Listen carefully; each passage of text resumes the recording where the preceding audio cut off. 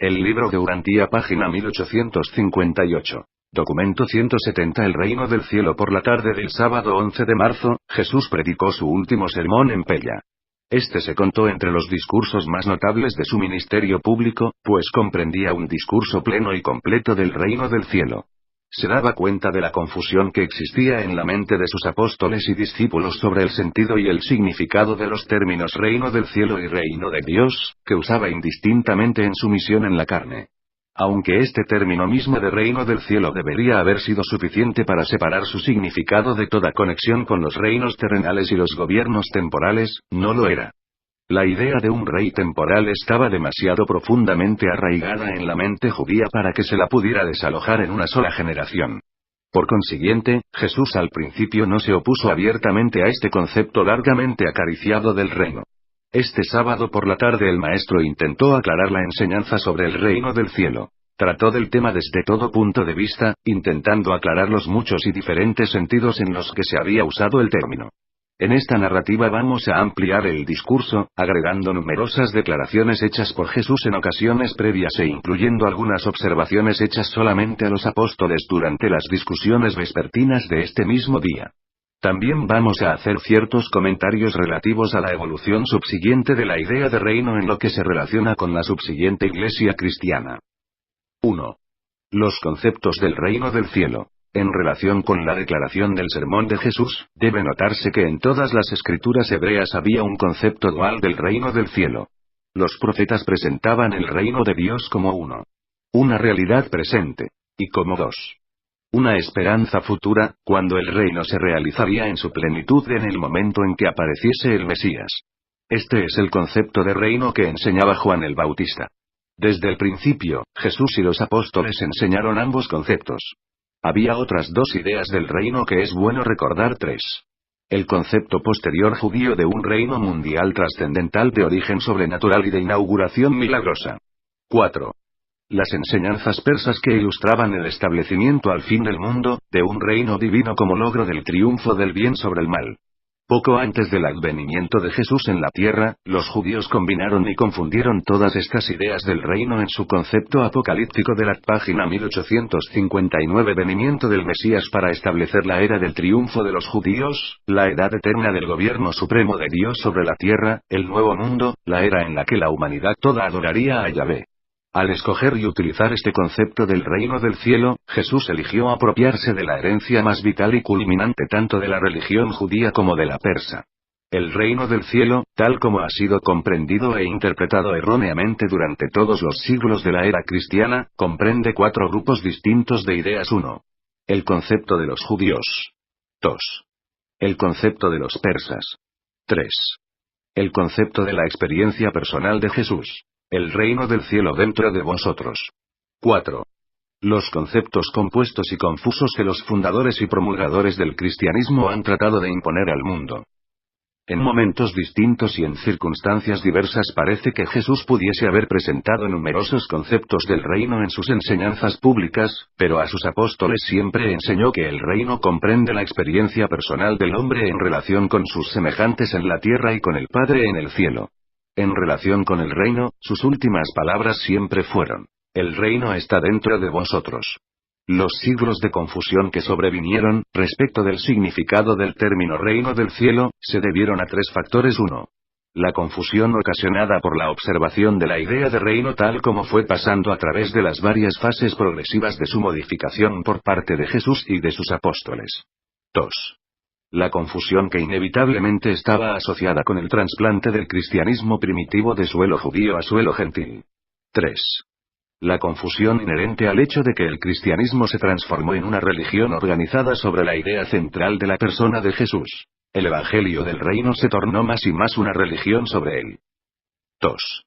El concepto de Jesús sobre el reino. El maestro aclaró que el reino del cielo debe comenzar con el concepto dual de la verdad de la paternidad de Dios y el hecho correlacionado de la hermandad de los hombres, y debe centrarse en esto. La aceptación de esta enseñanza, aclaró Jesús, liberaría al hombre de su larga esclavitud de miedo animal y al mismo tiempo enriquecería el vivir humano con los siguientes dones de la nueva vida de libertad espiritual. 1. La posesión de un nuevo valor y mayor poder espiritual. El Evangelio del Reino iba a liberar al hombre e inspirarlo para que se atreviera a albergar la esperanza de vida eterna. 2. El Evangelio llevaba un mensaje de nueva confianza y verdadero consuelo para todos los hombres, aun los pobres. 3. En sí mismo era una nueva norma de valores morales, una nueva vara de ética para medir la conducta humana. Ilustraba el ideal del nuevo orden de la sociedad humana que resultaría de él. 4. Enseñaba la preeminencia de lo espiritual en comparación con lo material. Glorificaba las realidades espirituales y exaltaba los ideales sobrehumanos. Página 1860. 5. Este nuevo evangelio presentaba el alcance espiritual como meta auténtica del vivir. La vida humana recibía una nueva dotación de valor moral y dignidad divina. 6. Jesús enseñó que las realidades eternas eran el resultado, la recompensa del esfuerzo recto en la tierra. La estadía mortal del hombre en la tierra adquirió nuevo significado como consecuencia del reconocimiento de un destino noble. 7. El nuevo evangelio afirmaba que la salvación humana es la revelación de un propósito divino de largo alcance que debe ser satisfecho y realizado en el destino futuro del servicio sin fin de los hijos salvados de Dios. Estas enseñanzas comprenden la idea ampliada del reino que enseñó Jesús. Este gran concepto casi no se pudo encontrar en las enseñanzas del reino, elementales y confusas, de Juan el Bautista. Los apóstoles eran incapaces de aprehender el significado real de las declaraciones del Maestro sobre el reino. La distorsión subsiguiente de las enseñanzas de Jesús, tal como se las encuentra en el Nuevo Testamento, se debe al hecho de que el concepto de los que escribieron los evangelios estaba teñido por la creencia de que Jesús en ese momento se había ausentado del mundo tan solo por un corto tiempo, que pronto retornaría para establecer el reino en poder y gloria, la misma idea que ellos habían mantenido mientras estaba Él con ellos en la carne. Pero Jesús no vinculaba el establecimiento del reino con la idea de su retorno a este mundo. El hecho de que hayan pasado siglos sin ningún signo de la aparición de la nueva era no está de ninguna manera en desacuerdo con las enseñanzas de Jesús. El gran esfuerzo contenido en este sermón fue un intento de traducir el concepto del reino del cielo en un ideal de la idea de hacer la voluntad de Dios. Durante mucho tiempo había enseñado el Maestro a sus seguidores a que oraran: venga tu reino, hágase tu voluntad. Y en este momento intentó con gran intensidad inducirlos a que abandonaran el uso del término reino de Dios en favor del equivalente más práctico, la voluntad de Dios. Pero no tuvo éxito. Jesús deseaba sustituir la idea de reino, rey y súbditos por el concepto de familia celestial, Padre celestial, e hijos liberados de Dios ocupados en el servicio gozoso y voluntario de sus semejantes y en la adoración sublime e inteligente de Dios el Padre. Hasta este momento, los apóstoles habían adoptado un doble punto de vista del reino. Lo consideraban: 1. Un asunto de experiencia personal presente en ese momento en el corazón de los verdaderos creyentes, y 2. Una cuestión de fenómeno racial o mundial, que el reino existiría en el futuro, algo que se podría añorar. Consideraban el advenimiento del reino en el corazón de los hombres como un desarrollo gradual, como la levadura en la masa o como el crecimiento de la semilla de mostaza. Creían que el advenimiento del reino en el sentido racial o mundial sería tanto repentino como espectacular. Jesús nunca se cansó de decirles que el reino del cielo era su experiencia personal en la comprensión de las cualidades más altas de la vida espiritual, que esas realidades de la experiencia espiritual se traducen progresivamente en niveles nuevos y más altos de certeza divina y grandeza eterna. Esa tarde, el Maestro les enseñó claramente un nuevo concepto de la doble naturaleza del reino, al ilustrar las siguientes dos fases. Primero, el reino de Dios en este mundo, el supremo deseo de hacer la voluntad de Dios, el amor altruista del hombre que rinde los buenos frutos de una mejor conducta ética y moral. Página 1861 segundo. El reino de Dios en el cielo, la meta de los creyentes mortales, el estado en el que el amor por Dios se ha perfeccionado, y se cumple la voluntad de Dios más divinamente. Jesús enseñó que, por la fe, el creyente entra ahora al reino. En los varios discursos enseñó que dos cosas son esenciales para ingresar al reino por la fe: 1. La fe, la sinceridad. Venir como un niñito, para recibir el don de la filiación como un regalo. Someterse a hacer, sin preguntas, la voluntad del Padre, y con una genuina y plena confianza en la sabiduría del Padre. Entrar al reino, libre de prejuicios y preconceptos. Tener la mente abierta y dispuesta a aprender como un niño pequeño. 2. El hambre de la verdad. La sed de rectitud, un cambio de la actitud mental, la adquisición de la motivación para ser como Dios y para encontrar a Dios. Jesús enseñó que el pecado no es hijo de una naturaleza defectuosa, sino más bien el descendiente de una mente conocedora dominada por una voluntad no sumisa. Sobre el pecado, enseñó que Dios ha perdonado. Que nosotros podemos disponer personalmente de ese perdón mediante el acto de perdonar a nuestros semejantes. Cuando perdonas a tu hermano en la carne, creas de esa manera en tu alma la capacidad para recibir la realidad de perdón de Dios por tus errores. Cuando el apóstol Juan comenzó a escribir la historia de la vida y las enseñanzas de Jesús, los primeros cristianos ya habían tenido tantos problemas con la idea del reino de Dios y las persecuciones por ella generadas que prácticamente habían abandonado el uso de este término. Juan habla mucho sobre la vida eterna. Jesús a menudo se refirió a esta idea como el reino de la vida. También mencionó frecuentemente el reino de Dios dentro de vosotros. Una vez habló de tal experiencia como la hermandad de la familia con Dios el Padre. Jesús intentó reemplazar reino por muchos términos, pero siempre sin éxito. Entre otros usó la familia de Dios, la voluntad del Padre, los amigos de Dios, la comunidad de los creyentes, la hermandad del hombre, el redil del Padre, los niños de Dios, la comunidad de los fieles, el servicio del Padre, y los hijos liberados de Dios. Pero no pudo escapar al uso de la idea del reino.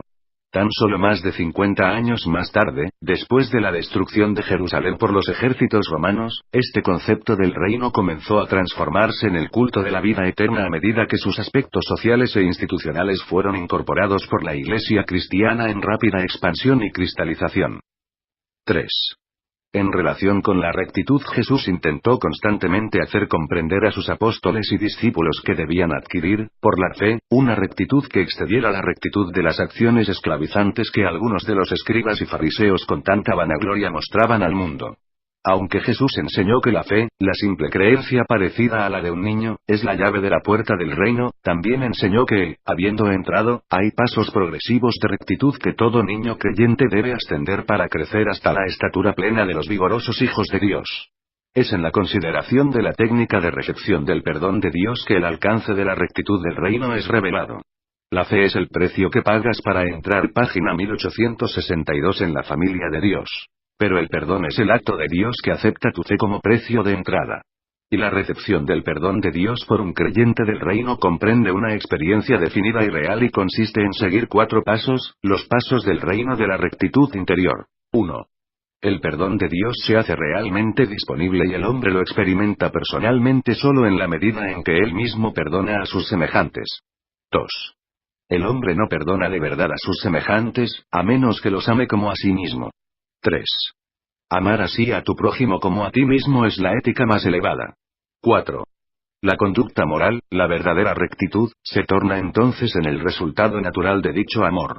Es evidente por lo tanto, que la religión verdadera e interior del reino tiende infaliblemente y cada vez más a manifestarse en avenidas prácticas de servicio social. Jesús enseñó una religión viva que impelía a sus creyentes a que hicieran obra de servicio amante. Pero Jesús no puso la ética en el lugar de la religión. Él enseñó religión como causa y ética como resultado. La rectitud de todo acto debe ser medida por el motivo. Las formas más elevadas de virtud son, por ende, inconscientes. Jesús nunca se preocupó ni por la moral ni la ética como tales. Se preocupó siempre y plenamente por aquella relación interior y espiritual con Dios el Padre, que tan certera y directamente se manifiesta exteriormente en el servicio amante a los hombres. Enseñó que la religión del reino es una experiencia personal genuina que ningún hombre puede contener dentro de sí mismo. Que la conciencia de ser miembro de la familia de los creyentes conduce inevitablemente a la práctica de los preceptos de la conducta familiar, al servicio a los propios hermanos y hermanas en el esfuerzo de elevar y expandir la hermandad. La religión del reino es personal e individual. Los frutos, los resultados, son familiares y sociales. Jesús nunca dejó de exaltar lo sagrado del individuo en contraste con la comunidad. Pero también reconocía que el hombre desarrolla su carácter mediante el servicio altruista, que desenvuelve su naturaleza moral en las relaciones amantes con sus semejantes. Al enseñar que el reino está dentro de uno, al exaltar al individuo, Jesús dio el golpe de gracia a la antigua sociedad, en cuanto abrió la puerta para la nueva dispensación de la verdadera rectitud social. Este nuevo orden social poco lo conoce el mundo porque se ha negado a practicar los principios del Evangelio del reino del cielo. Y cuando este reino de preeminencia espiritual llegue a la tierra, no se manifestará simplemente en mejores condiciones sociales y materiales, sino más bien en la gloria de aquellos valores espirituales elevados y enriquecidos que son característicos de la era que se avecina, de mejores relaciones humanas y de alcances espirituales cada vez más avanzadas. 4. Las enseñanzas de Jesús sobre el reino. Jesús nunca ofreció una definición precisa del reino. En cierto momento hablaba de una fase del reino, en otro momento conversaba de un aspecto diferente de la hermandad del reino de Dios en el corazón de los hombres. En el curso de este sermón del sábado por la tarde Jesús mencionó no menos de 5 fases, o épocas, del reino, y estas fueron 1. Como parte de la vida espiritual, la experiencia personal e interior de la comunidad del creyente individual con Dios el Padre. Página 1863, 2. La hermandad en crecimiento de los creyentes del Evangelio, los aspectos sociales de moral más elevada y de ética más noble que resultan del reinado del Espíritu de Dios en el corazón de los creyentes individuales. 3. La hermandad supermortal de los seres espirituales invisibles que prevalece en la tierra y en el cielo, el reino sobrehumano de Dios. 4. La perspectiva de una satisfacción más completa de la voluntad de Dios, el avance hacia el amanecer de un nuevo orden social en relación con un vivir espiritual mejorado, la próxima etapa del hombre. 5. El reino en su plenitud, la era espiritual futura de luz y vida en la tierra. Por lo tanto, es necesario siempre que examinemos las enseñanzas del Maestro, para determinar a cuál de estas 5 fases puede estar haciendo referencia cuando usa el término reino del cielo. Mediante este proceso de modificación gradual de la voluntad del hombre, que a su vez afecta las decisiones humanas, Micael y sus asociados de igual modo gradual pero certero están cambiando el entero curso de la evolución humana, tanto social como en otros aspectos. En esta ocasión, el maestro hizo hincapié sobre los siguientes 5 puntos como representación de las características cardinales del Evangelio del Reino. 1. La preeminencia del individuo. 2. La voluntad como factor determinante en la experiencia del hombre. 3. La comunidad espiritual con Dios el Padre. 4. Las satisfacciones supremas del servicio amoroso del hombre. 5. La trascendencia en la personalidad humana de lo espiritual sobre lo material. Este mundo no aprobado nunca sería, sincera y honestamente, estas ideas dinámicas, estos ideales divinos de la doctrina de Jesús del reino del cielo. Pero no debéis desalentaros por el progreso aparentemente lento de la idea del reino en Urantía. Recordad que el orden de la evolución progresiva está sujeto a periódicos cambios repentinos e inesperados tanto en el mundo material como en el mundo espiritual. El autootorgamiento de Jesús como Hijo encarnado fue precisamente un acontecimiento extraño e inesperado de esa naturaleza en la vida espiritual del mundo. No cometáis tampoco el error fatal, al buscar la manifestación del reino en la era, de no ocuparos de establecerlo en vuestra alma. Aunque Jesús atribuyó una fase del reino al futuro y, en numerosas ocasiones, sugirió que dicho evento podría aparecer como parte de una crisis mundial, y aunque también con certidumbre, en varias ocasiones, prometió definitivamente que algún día retornaría a Urantía, es necesario aclarar que nunca vinculó positivamente estas dos ideas entre sí. Prometió una nueva revelación del reino sobre la tierra en algún tiempo futuro. También prometió que alguna vez volvería en persona a este mundo. Pero no dijo que los dos acontecimientos fueran sinónimos. Por todo lo que sabemos, estas promesas pueden referirse al mismo acontecimiento, o no. Sus apóstoles y discípulos vincularon con certeza estas dos enseñanzas. Cuando el reino no se materializó tal como ellos habían esperado, recordando la enseñanza del Maestro sobre un reino futuro y recordando su promesa de volver, llegaron a la conclusión de que estas promesas se referían a un acontecimiento idéntico. Por lo tanto vivieron en la esperanza de un segundo advenimiento inmediato con el fin, página 1864, de establecer el reino en su plenitud y con poder y gloria. Así también han vivido generaciones sucesivas de creyentes en la tierra con la misma esperanza inspiradora pero desalentadora. 5.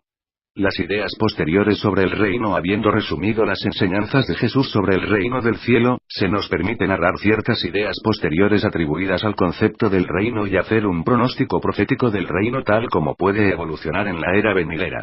A lo largo de los primeros siglos de propaganda cristiana, la idea del reino del cielo estuvo enormemente influida por los conceptos, por aquel entonces en rápida difusión, del idealismo griego, la idea de lo natural como sombra de lo espiritual, lo temporal como sombra de lo eterno en el tiempo.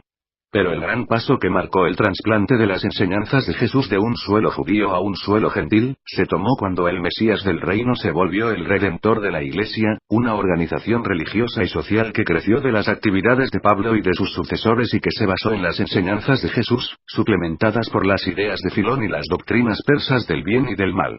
Las ideas e ideales de Jesús, comprendidas en la enseñanza del Evangelio del Reino, casi no se realizaron ya que sus seguidores distorsionaban progresivamente sus declaraciones. El concepto del reino explicado por el Maestro fue notablemente modificado por dos grandes tendencias. 1. Los creyentes judíos persistieron en considerarle el Mesías. Creían que Jesús pronto retornaría para establecer realmente el reino mundial y más o menos material. 2. Los cristianos gentiles comenzaron muy pronto a aceptar las doctrinas de Pablo que llevaban cada vez más a la creencia general de que Jesús era el redentor de los hijos de la Iglesia, que era la sucesora nueva e institucional del concepto anterior de hermandad puramente espiritual del reino. La Iglesia, como desarrollo social del reino, habría sido totalmente natural y aún deseable. El mal de la Iglesia no estribó en su existencia sino más bien en el hecho de que suplantó casi completamente el concepto del reino elaborado por Jesús. La Iglesia institucionalizada de Pablo se volvió virtualmente el sustituto del reino del cielo que Jesús había proclamado. Pero no dudéis, este mismo reino del cielo que el Maestro enseñó existe en el corazón del creyente, y resta ser proclamado a esta Iglesia cristiana, y aun a todas las demás religiones, razas y naciones de la tierra, aun a cada ser. El reino enseñado por Jesús, el ideal espiritual de la rectitud individual y el concepto de la comunidad divina del hombre con Dios, se fue sumergiendo paulatinamente en el concepto místico de la persona de Jesús como redentor creador y cabeza espiritual de una comunidad religiosa socializada. De esta manera, una iglesia formal e institucional se volvió el sustituto de una hermandad del reino formada por individuos guiados por el Espíritu.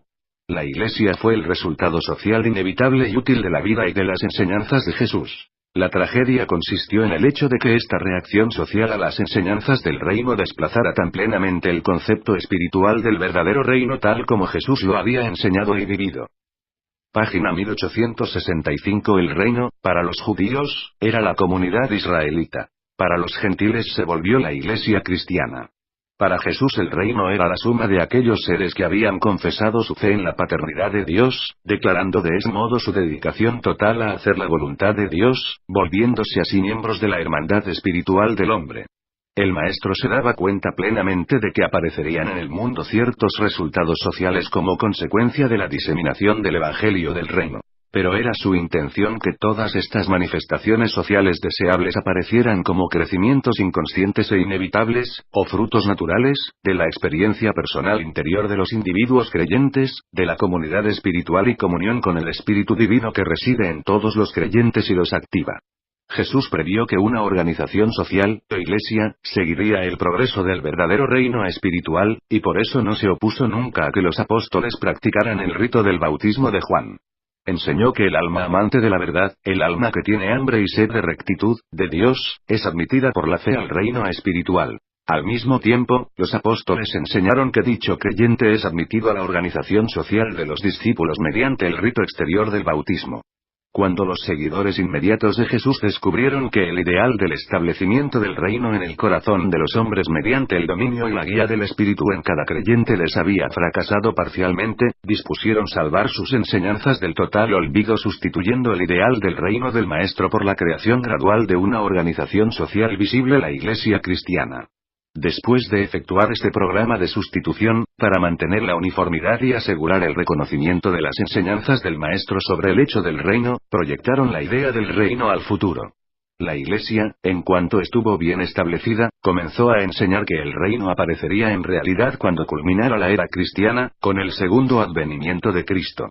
De esta manera, el reino se tornó el concepto de una era, la idea de una visitación futura, y el ideal de la redención final de los santos del Altísimo. Los primeros cristianos y muchos de los que vinieron después perdieron de vista en general la idea del Padre e Hijo que era la esencia de las enseñanzas de Jesús sobre el reino, sustituyéndola por la bien organizada comunidad social de la Iglesia.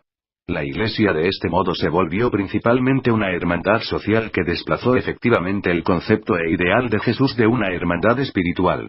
El concepto ideal de Jesús fracasó en gran parte, pero sobre los cimientos de la vida personal y las enseñanzas del Maestro, suplementados por los conceptos griego y persa de vida eterna y aumentados por la doctrina de Filón de lo temporal contrastado con lo espiritual, Pablo construyó una de las sociedades humanas más progresivas que hayan existido jamás en Urantía.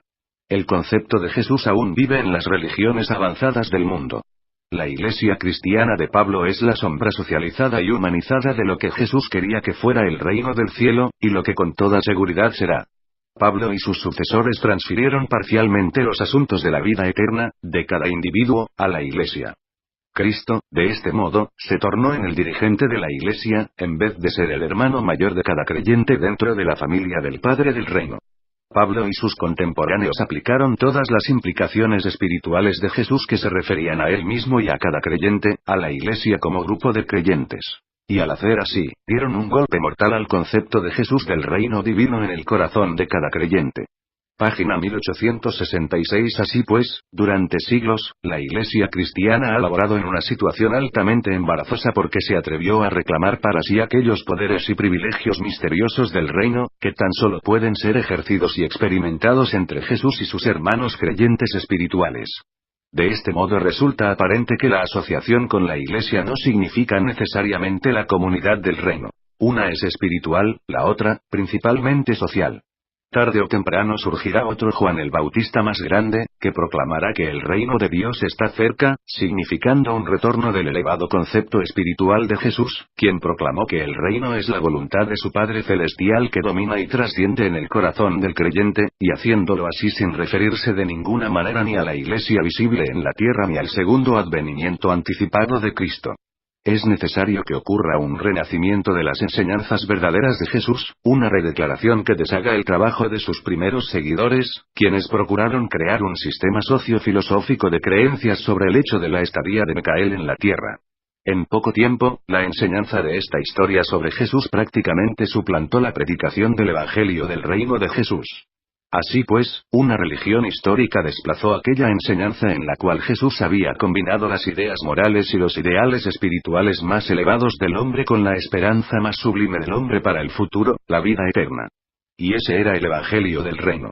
Es justamente porque el Evangelio de Jesús tenía tantas facetas, que en el curso de pocos siglos los estudiantes de los documentos sobre sus enseñanzas se dividieron en tantos cultos y sectas. La triste subdivisión de los creyentes cristianos resulta del fracaso de discernir en las muchas enseñanzas del Maestro la singularidad divina de su incomparable vida única. Pero algún día, los verdaderos creyentes de Jesús no estarán así divididos espiritualmente en su actitud ante los no creyentes. Siempre podremos tener diversidad de comprensión intelectual e interpretación, aun diversos grados de socialización, pero la falta del sentimiento de fraternidad espiritual es inexcusable y irreprensible. No os equivoquéis. Existe en las enseñanzas de Jesús una naturaleza eterna que no le permitirá permanecer por siempre sin frutos en el corazón de los hombres pensadores. El reino, tal como lo concibió Jesús, ha fracasado en gran parte en la tierra. Por ahora, una iglesia exterior ha tomado su lugar. Pero debéis comprender que esta iglesia es tan solo la etapa larval del reino espiritual impedido, que lo llevará a través de esta era material, a una dispensación más espiritual en la que las enseñanzas del Maestro gozarán de una oportunidad más plena para su desarrollo. Así pues, la así llamada iglesia cristiana se vuelve el capullo en el cual está ahora durmiendo el concepto del reino de Jesús. El reino de la hermandad divina aún está vivo y saldrá finalmente y con certeza de su largo letargo, con tanta certeza como surge finalmente la mariposa, como la bella evolución de su menos atrayente criatura de desarrollo metamórfico.